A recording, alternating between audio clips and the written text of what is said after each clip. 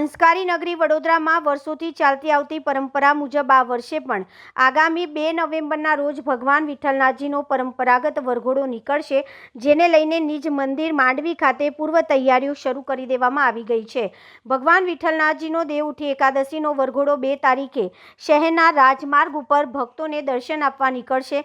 આ અંગે ભગવાન વિઠ્ઠલનાથજી મંદિરના મહંત હરિઓમ વ્યાસે જણાવ્યું હતું કે વર્ષોની પરંપરા છે કે વડોદરાના 4 દરવાજાના જે ઐતિહાસિક મંદિરો આવેલા છે, વિઠ્ઠલનાથજી મંદિર, રણછોડજી મંદિર, રામજી મંદિર તેમજ દર્શનજી મંદિર, આ બધાના વરઘોડા ગાયકવાડી સમયથી માંડવી વચ્ચેથી નીકળે છે.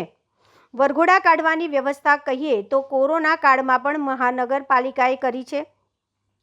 કર્ફ્યુ હોય ત્યારે અને વરસાદ હોય ત્યારે પણ કરી છે. જ્યારે માંડવીનું રિસ્ટોરેશન ચાલતું હતું અગાઉ ત્યારે પણ મહાનગરપાલિકા તેમજ જે તે એજન્સી કામ કરી રહી હતી, તેને વ્યવસ્થા આપી હતી. તો આ વર્ષે પણ માંડવીના જર્જરિત પિલ્લરને પ્રોટેક્શન આપવાનું કામ કર્યું છે અને જે રીતે બેરિકેડ કર્યું છે, તો અમને ખાતરી છે કે મહાનગરપાલિકા જે વર્ષોથી ચાલતી આવતી પરંપરા જ છે તેને તૂટવા નહીં દે, યોગ્ય વ્યવસ્થા કરશે, બેરિકેડ હટાવશે અને આ 5 દિવસ જે ભવ્યતાથી શહેરના રાજમાર્ગ ઉપર ઐતિહાસિક વરઘોડા નીકળે છે, એ વરઘોડા કાઢવા મહાનગરપાલિકા પૂરેપૂરો સહયોગ આપશે.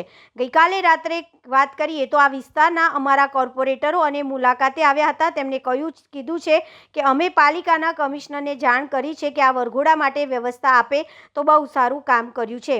આ વિસ્તારના કોર્પોરેટરો અને એમની પણ ફરજમાં આવે છે કે જ્યારે ઐતિહાસિક વરઘોડા નીકળતા હોય તો જનપ્રતિનિધિ તરીકે જ્યારે અમે તેમને ચૂંટીને લાવ્યા છીએ, તો આ તમારી ફરજમાં આવે છે કે કોઈપણ તહેવારની ભવ્યતાને પરંપરા હોય તે જળવાવી જોઈએ.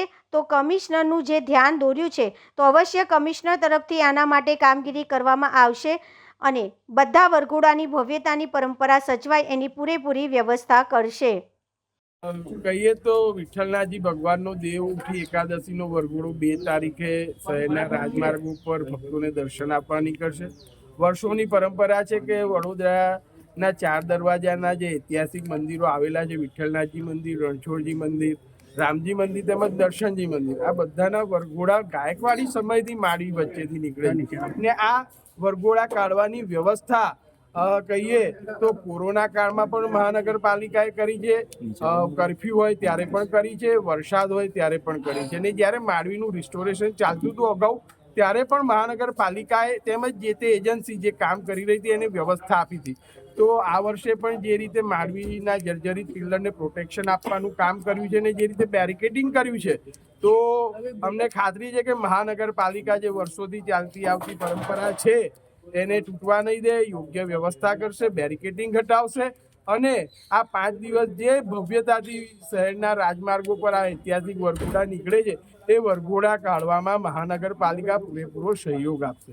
ગઈકાલે રાત્રે કહીએ તો આ વિસ્તારના અમારા કોર્પોરેટરશ્રીઓ અમને મળવા આવ્યા હતા ને એમને કીધું છે કે અમે મહાનગરપાલિકાના કમિશનરશ્રીને જાણ કરી છે કે આ વરઘોડા માટે વ્યવસ્થા આપે. તો બહુ સારું કામ કર્યું છે આ વિસ્તારના કોર્પોરેટરશ્રી, કારણ કે એમની ફરજમાં આવે છે કે ઐતિહાસિક વરઘોડા જ્યારે નીકળતા હોય તો જનપ્રતિનિધિ તરીકે જ્યારે અમે તમને ચૂંટી લાવ્યા છે, તો આ તમારી ફરજમાં આવે છે કે કોઈ બી તહેવારની જે ભવ્યતા અને પરંપરા હોય એ જળવાવી જોઈએ. તો કમિશનરશ્રીને જે એમને ધ્યાન દોર્યું છે, તો અવશ્ય કમિશનરશ્રી ઝડપથી આના માટેની કામગીરી કરાવશે અને બધા વરઘોડાની ભવ્યતા અને પરંપરા સચવાય એની પૂરેપૂરી એ વ્યવસ્થા કરશે.